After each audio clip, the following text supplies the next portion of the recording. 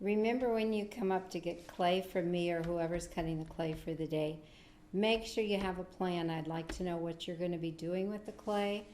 If you need more to finish your project, or if you're going to be making a pinch pocket, or whatever you're going to make, let me know, because it might make a difference in how I cut the clay for you. The last thing we're going to do right now is I'm going to show you how to make a box that fits together just one particular way, like this.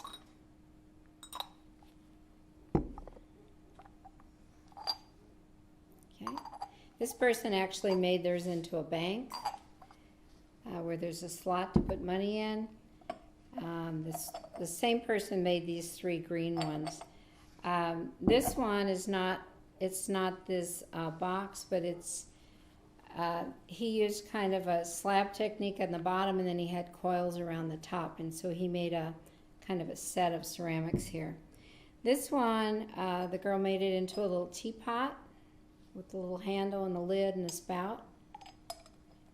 And it's like an elephant. It's got like a little face, and the spout's the trunk, and the ears are on there. This I bought in Mexico. It's the same technique, but it's made out of a gourd, not clay. But the lid only fits on one way. And it's got all these great carvings in there that you could do too.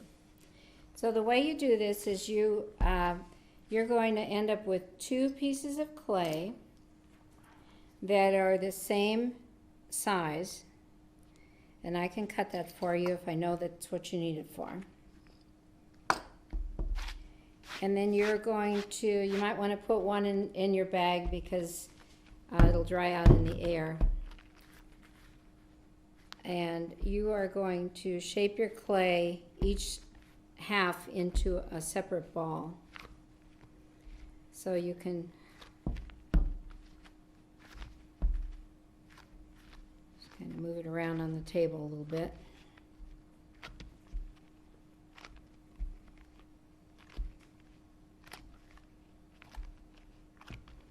Get it as round as you can get it.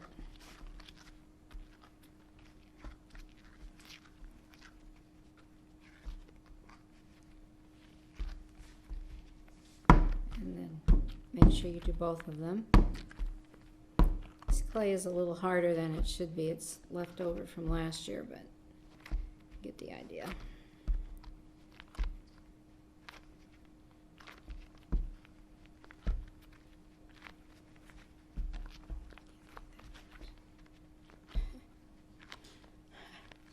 I can't use my left hand to do all the day. All right. So pretend those are beautiful round balls of clay. Okay, the next thing you're going to do is you're going to hollow each ball out, kind of like a pinch pot. Oh, we didn't talk about pinch pot. If you do want to make a pinch pot, you make a ball of clay, and then you put your thumbs down in the middle, and you pinch to the outside and make them nice and even. If you're making the box with the lid, the inside of the little pinch pot is going to be the inside of the box, so you don't want it to be all messed up on the inside.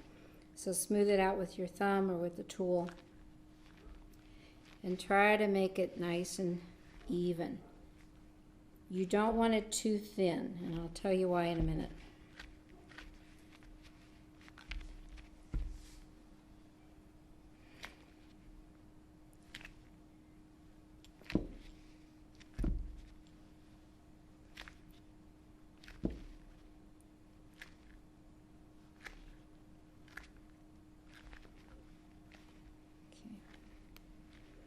Works better if the clay's not quite so hard. All right, so after you get it hollowed out nice and even, you want the 2 tops to match, because you're going to be putting one on top of the other with the opening together. And so they should be the same size and thickness. Then you're going to get some more newspaper.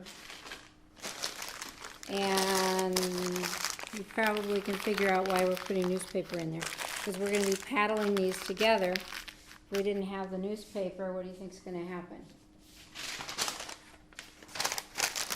Yeah, it's going to collapse. So, put newspaper inside. Then we're going to put the two pieces together and smooth the sides together with your thumb and finger.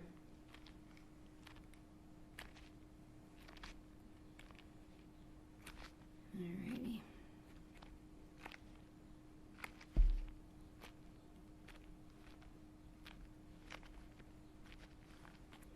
When you do any rolling on the table, make sure you don't have a lot of loose crumbs of clay or it's going to pick it up. It'll pick up whatever you have. Now to decorate this, you can use some of the rollers to roll design in.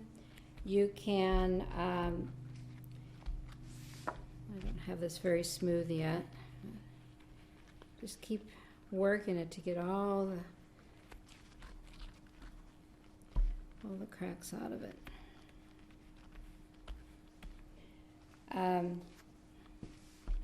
You can paddle it. Maybe you want your box to be square.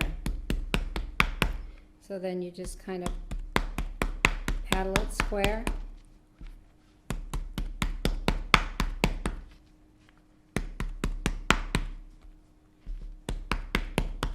Or maybe you want it to be a triangle or a rectangle. Or if you wanted a circle, just roll it on the table and get it exactly the way you want it. If you want to put the design in with this, with the roller thing, you can. If you want circle designs,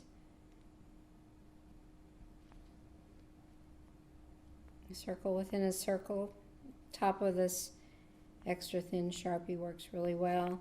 If you want a square design in, these square sticks make a really cool design.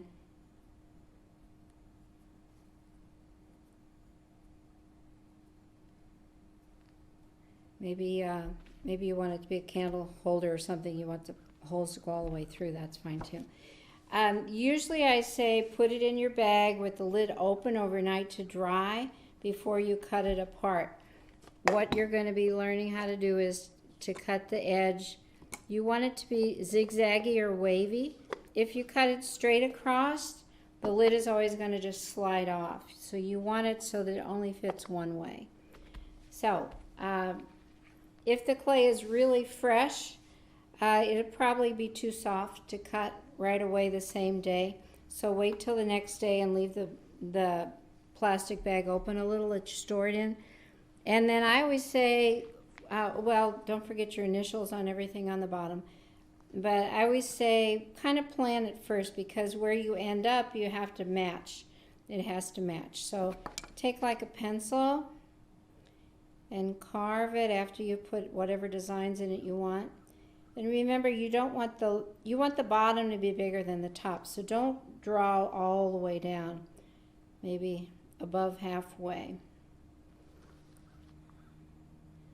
And draw around.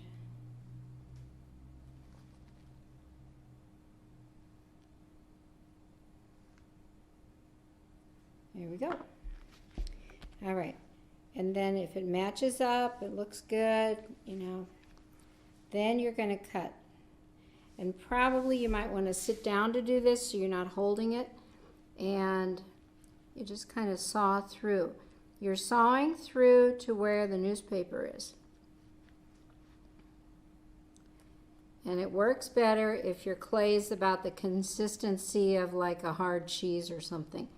It shouldn't be quite as soft as this is, but I want to go ahead and do it to show you what you do next. Whoops.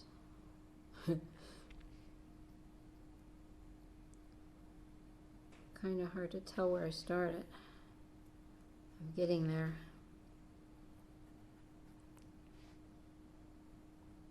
Okay, that's got to be done. All right, so this is a little too soft, but I'll take it off to show you.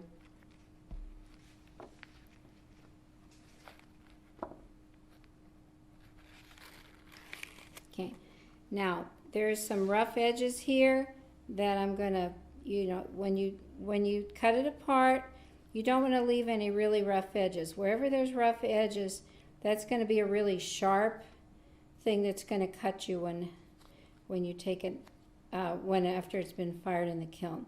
So smooth those out or cut those off, but you don't want to totally change the shape or the lid's not going to fit correctly. When you put it on the drying rack, you want to go ahead and put it with the lid upside down so it doesn't, if I would put it this way, it would mess up the cut of the lid. So put it upside down. You don't have to put your initials on the lid. I'll know that it matches the bottom. And you can leave the newspaper in there if you want. Just make sure the sides are smooth. All right?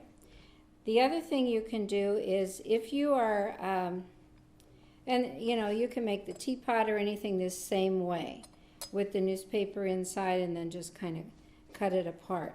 If you're making a big sculpture, you can use this technique, like to make a big elephant or a big head on an animal or something.